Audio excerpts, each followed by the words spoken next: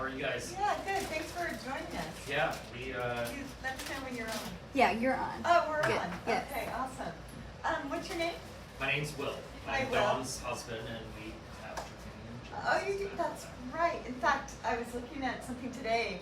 It looked like your poor pet had a coughing incident, like $1,200. Yeah, so she got diagnosed with dilated cardiomyopathy Wow. when she was young, and so we have had Trupanion throughout her life, which is Amazing. awesome because some of the medication that she's on is super expensive. So it's been Yeah. No, thank you, Will, for saying that. And I'm glad you got her signed up early before Yes. any of that was pre-existing. That's really Yes. the main thing It's huge, right? about it to Yeah. remember. So I'll introduce ourselves since we're being recorded here. I'm Victoria Ladd. I'm with Trupanion, and this is my husband Vern. We work together. We're excited to be here at Marina Village, a hospital that really does an amazing job looking out for clients, and part of that involves education. I'm thrilled that they have us here today to help with that education effort. There's a lot to know as a pet owner, and we are in the insurance world educating, helping educate pet owners about how to plan ahead and how to make sure that when they get their loved pet, they're able to really provide best care possible.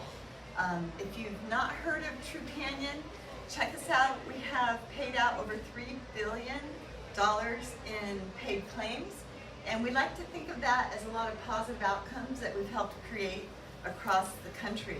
We now have 1 million members, and the company was just founded in 2000, so we've covered a lot of ground in 24 years. Our founder is very innovative, and he basically started the company based on a story himself.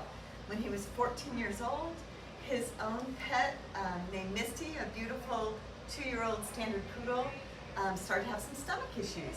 So his family, parents, took Daryl and Mitzi to the vet. The vet said, oh my gosh, there is a concern. It looks like she's having stomach torsion, which is a very serious thing, but we can do a quick surgery and Mitzi will be good as new. And the parents said, what's that gonna cost? And it was over $2,000 at that time. And Daryl's family didn't have the funds to pay for that. And it was a really tough day for Daryl. They left the hospital without Mitzi. And the story he tells us is he never forgave his parents for having to leave his beloved pup behind. And it just stayed with him, that experience. And he said, someday when I get older, I'm gonna find a way to make this easier so more people are not in this situation. So that's really what Trupanion's about, is helping pets access care and to make it affordable. We all know that just in the last 3 years, inflation has been big, and veterinary inflation has gone up faster even than a loaf of bread, the consumer price index. So this is a real thing. The prices have gone up because I'll actually introduce Vern, who's going to go into this whole phenomenon of what's happening behind the exam room door and what this means, but it represents more care actually happening. So I'll toss to Vern. He's going to go into some of that good stuff about behind the exam room door. So thank you. Thanks. And I also work for Trupanion, but I'm going to take this off because I want to speak as a pet lover, not as somebody from Trupanion. So I want to just go over some of the things that I've learned ever since I started helping with my wife with Trupanion. A lot of people. Oh, did it go asleep?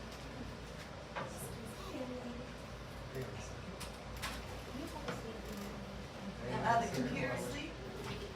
Tap the No. computer. I don't know if this battery. It's the other button. The third one, I No, it's this one. This is the third button. believe? Okay. Oh, there you go. There we go. Okay. A lot of people, not you folks probably, because you're here, it shows you care, but a lot of people think, oh, it's just a dog or it's just a cat when they come to the vet. And so they're really shocked, when they get an invoice that could either be 500, 1,000, perhaps 5,000, or even more, much more, if you go to a regular or to a specialty care hospital. So that's what we want to talk about is kind of, again, some of the stuff that I've learned since I went behind the exam room door and talked to veterinarians over the last 10 years or so. Oh, wrong one. Sorry, that's my fault. Oh, well, $15,000. That's people have no idea that the bills can be that high. So, and why do they not think that way? Because they don't really see underneath the fur that this is what they're dealing with, okay? This is what they have. They kind of just think of a dog as a dog, even they may love that dog more than their spouse or significant other or anybody else in the world. They don't really understand this, right? Or this, if they're a cat lover. And the commonalities between, our species is huge. Roughly 90% of the same DNA, etc. So if people don't understand this, how are they going to really have the respect for what you folks do, right? Because again, they're thinking it's just a dog. Press the wrong button again. It's just a dog or it's just a cat. So, gosh, 50, 60, 70 years ago, this was vet medicine. What fit in the satchel was pretty much all anybody had to take care of pets and dogs and cats in particular. But since then, we've got x-rays. This is the same type of x-ray machine that you and I would go through. Ultrasound, same sort of thing. Surgery. This is a veterinarian suite. Looks just like an operating room in a human hospital. And you guys even have on-site pharmacies. So, which, you really don't go to the doctor anywhere else except perhaps Kaiser and have all of that stuff in one place, right? And you folks even do dentals, which we'll talk about in a second. And Kaiser doesn't do dentals, so you can't go anywhere and replicate the experience that you can get from this amazing place here that you guys go to. So a lot of people go to college, they party, etc. But to get these things, which are the diplomas that veterinarians get and RVTs get, you got to do this over here. And so they don't get to party like the rest of us that go to college, typically. And it is a lot of hard work to get one of these things. Because to get into veterinary school is harder than it is to get into human medical school. And this is a very tough road. 4 years, typically $250,000 to become a veterinarian through vet school. And oftentimes that's debt, which they graduate with, which is a huge burden. So, and they often, graduate into an environment where they're paid a lot less than their human counterparts. So, just again, painting kind of the environment that people work with. How many typical pet owners, new pet owners, and pet lovers in particular, know that their vet can have a cardiologist, or a dermatologist, or an orthopedist, or an oncologist, or ophthalmologist, neurologist, physical rehabilitation specialists, and others. I was just talking with somebody about physical rehabilitation, the lady with the CBD was just talking about how important PT is for pets. So again, how does this translate? Radiation treatments, MRIs, it's the same $1 million machine that the rest of us go through. They don't make a special one for dogs and cats, it's the same thing. And this is an easy $2,000 thing to go through. Continuous EKGs, you can do it for us, you can do it for the dogs and cats. CT scan, etc. So, and I mentioned dental just a few seconds ago. If you ever go to the dentist, some dentists, hygienists especially, or the doctor, the dentist will say, as you go around your mouth, somebody will be transcribing or into the recording, they'll go 1, 1, 2, 1, 1. You hope they don't say 4 or 3. But this is what the human side looks like, right? Well, guess what? Dogs and cats are mammals too. It looks just like this for them. Now, it's pretty tricky to do dental work on a dog or cat. You've got to do x-rays, and you got to do it under anesthesia because they don't really understand, and they think, I'm going to bite you if you come close to my teeth, which are perhaps hurting me. So again, I had no idea about this sort of stuff. And it was interesting that when we found out when we went down to a hospital in San Luis Obispo, they used to have a lot of pushback on dentals, like, I don't know, how much, that's a lot of money, why do I want to do that? And then they showed this to people, side by side. They said, wow, resistance melted. Because why? People were all of a sudden educated. Who wants their, they know how painful this is for themselves. Who wants this for their beloved dog or cat? Even though the dogs and cats are very stoic, again, and they're not going to really explain, how they feel. So vet medicine, looks like it used to be like this, but if we go back, say 50 years or so, we start to see therapeutic diets coming in the 70s, and a lot of people resist those too. Gosh, why does that cost so much, doctor? Well, guess what? It took a lot of research to make that food a possibility. It takes a whole separate manufacturing process to get it to you. It's going to cost more. I hate to break it to you, but that's the reality. Heart and flea medicine didn't really become prominent until the 70s and 80s. Pain management. This is probably one of the most, hard to describe things. I mean, what animals can endure is amazing, and we know they feel pain. So, and to this day, which is really astonishing to me, a pet owner / lover can deny their pain medicine to their dog or cat. And if a parent tried to do that with their child, protective services is going to be called in like that, right? So, and we haven't advanced enough yet for this to be a requirement by law for all dogs and cats. So dentals came in the 90s pretty much, and they're becoming more and more commonplace. And all this other stuff, stem cell therapy, kidney transplants, cold laser, radiation, a lot of the stuff that Dr. Ashley does. This has all become new stuff. And the benefit of that, it's all costly, but the benefit of that is, I should step here. Owner awareness is still down here, folks. Sorry. I'm getting a little ahead of myself because I know we don't have a whole lot of time. Because of this innovation, dog and cat lifespans have doubled in the last 40 years. Pretty wonderful thing, right? Because dogs and cats, they really make our lives a whole lot better, and if we keep going on this curve, I think they're going to live a lot longer. In fact, there's some new medicines being trialed, etc., that are specifically targeted to helping these wonderful little creatures live a much longer, healthier, and happier life, because they deserve happiness too.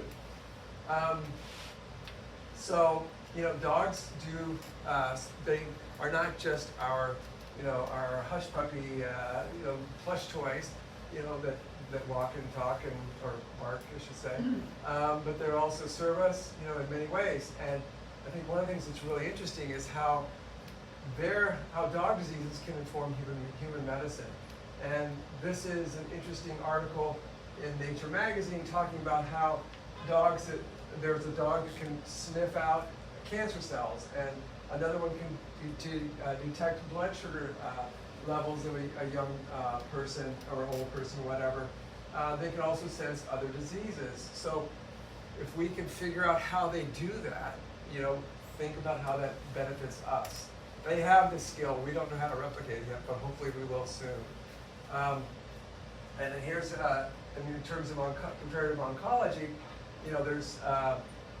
there's trials that show that the owners, the pets, the approaches that we can follow with pets can transfer directly to humans. And so if we can learn how, through treating them in their cancers, to benefit us, what a wonderful day that is going to be, right? Because cancer is a huge scourge for all kinds of animals. So there's a lot, of course, that you guys can do as pet owners, pet lovers, I should say. The vaccinations and checkups, really important, because dogs and cats live such shorter lives than we do. Every year is important for them. So missing a year for them is like missing 7 or 8 or 10 years perhaps for us. So when the doctor suggests, hey, get an annual exam, that's a really big deal, and that is something that every pet owner lover should do for their pet. And of course, the other stuff is fleas and ticks, but good nutrition, is really key too. Don't just pick up the cheapest stuff. You wouldn't do that most likely for yourself, at least I hope you wouldn't. Don't do it for your dog or cat either, right? You gotta figure out what they need, and at what various stage of life. Training is really important, education, but we wouldn't think of not educating our children. but we need to also educate our pets how to live in this modern world, because it's new to them, right? The world has changed so dramatically in the last few decades, right? They're living in neighborhoods. I mean, if you think about 100 years or so ago, there weren't really many cars. Now there are cars, you know. So they got to learn how to deal with a very different world than they ever lived with before. Of course, it's up to us to understand, you know, some of the things that, you know, we think onions and garlic, you might like that stuff, you know. Chocolate, not such a great idea. Xylitol, which is in a lot of products, you got to keep this stuff away from them if you care about them, you love them. So it's just part of, again, the pet owner education stuff that we all need to be aware of. Comparing costs of human versus pet healthcare. This was a side-by-side comparison done by Dr. Doug Mader, who's a veterinarian in Florida, of what he had an elbow procedure, and he did the same thing for a dog in his practice. This is what Rover paid, $1,600, and this is what Doug paid, $16,000. The difference, of course, is that Doug had insurance, so Doug didn't really pay all that. The insurance company paid it. But you know, most owners don't have pet insurance, and so this is where they feel that like they're getting a cashectomy. You know, they're at the counter, and they're not very happy because nobody ever told them that their pet could ever even have an elbow problem and that would need surgery. So, and as another example, ACL repair. How many people know that their dog or cat has ACL? Not a lot of people, you know. Yet most people are watching football or soccer or some other sport on TV, and they go, "Oh, there's an athlete who just tore the ACL," you know. Well, that happens to dogs and cats too. And our daughter tore her ACL skiing, and I know you've in the Bay Area typically it's about $6,000 to have an ACL repair done for a dog or cat. Could be more depending on where you go. And whether you have like a board double certified surgeon doing it, or maybe somebody who is not doesn't have that qualification. So $6,000 to who knows $10,000. Our daughter had to have the ACL repair surgery done at UCSF. So I asked her, what was the bill? And she goes, well, I only paid $400. I said, no, what was the bill? And it was $88,000. Oh my goodness. So she paid about $400, okay? She's lucky she's got really good insurance. But $88,000 compared to 6 to 8 to 10, I mean, it's an enormous difference. So veterinarians are actually doing an incredible service, not just in fact in the fact that they can do this miraculous treatment, but they do it at such a low cost that people should really be super thankful whenever they come into a veterinarian practice. So, you know, basically if dogs and cats could talk, what they would say is, please treat your vet team like your pet treats you. Okay, thanks. And so I'm going to put my badge back on for just a second here and tell you why we think Trupanion is a great company. That's who we work for, as we mentioned. $3 billion in paid claims. I mean, that's beginning to be serious money, right? Even the Pentagon might perk up their ears on that number. Trupanion doesn't reduce coverage. We don't cancel policies or raise rates to individuals due to filing claims. And there was a big company in the nation, gives you a clue perhaps, who's doing that in the U.S. that just dropped 100,000 people off their insurance, okay? And the crazy thing about that is that if you get your insurance canceled, you go to some other place, whatever you had as pre-existing won't be covered because no pet insurance company covers pre-existing conditions. So if you move carriers, whatever you had covered before just isn't going to be covered wherever you go. Hopefully one day pre-existing will go away on the pet side, but it didn't even go away until 2014 on the human side with Obamacare. So the United States, up until 2014, never had that. And Trupanion can't do that. Yeah. By what's written in our policy, we never cancel any timely reason for care or claims, all of that. So we have one plan, 90% coverage. There are a couple of writers, yes ma'am? Oh, just 5. Oh, 5. Okay, sorry. Some Trupanion pets, by the way, have $200,000 in lifetime claims paid. So if you see your claims going up, or you see your premiums going up, it's because people are using the policy. And if somebody's got $200,000 in paid claims, that means we have to have a lot of healthy pets, healthier pets, to paying premiums to help support the pets who are unlucky. Because that's the way insurance works in the first place. It's a group of people getting together to protect each other. And it's the healthy people, the lucky people who pay for the unhealthy, unlucky people, whether it's car insurance or whatever. For Will and Don, just because you had an unlucky pet, that doesn't mean your rates in particular are going up. It's based on a group. Right. But the whole group is going to be affected by who's in that group. So Trupanion pets are twice as likely to live longer than non-Trupanion pets. That's what our data has shown. And we're the only company in the world that at checkout is basically a payment type. We can, the hospital can process your claim so that you only have to pay your share of the bill at the time of checkout. And then you don't have to submit it and reimburse and all that later. We're 24/7, 365. We're the only company that does that.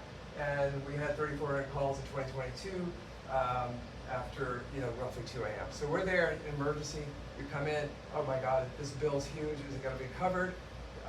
Because that's still important to some people, and they don't have room in their credit card, so they need to know, can you pay this Trupanion? Because I don't have room on my credit card and I can't call anybody for a loan.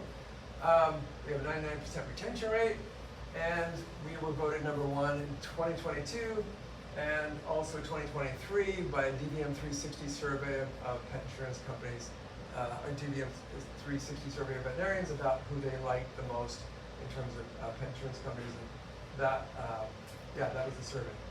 And they just started in 2022, by the way, so with this survey. So that's it. Did they do it? Yes, you did it. Can we have questions now? Yes, please. So you guys are Canadian initially. Right. Initially, yeah.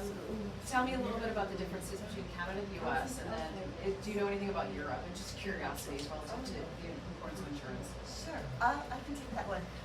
So Trupanion started in Canada, as Dr. Ashley said, and there are differences between insurances. For example, in Europe, if you guys were in Sweden today, 8 out of 10 pets walking down the street are insured. In Sweden, pet insurance is a big deal. In the UK and Europe, it's 1 out of every 4.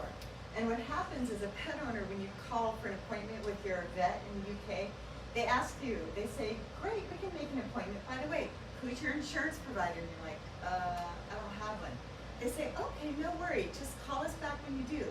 Like, they know what a difference it makes to them being able to do their job and them being able to do what they went to school and train for it, help more pets. It's so important to how the practice functions and everything that goes with that. People being compensated at the levels they deserve and all that stuff.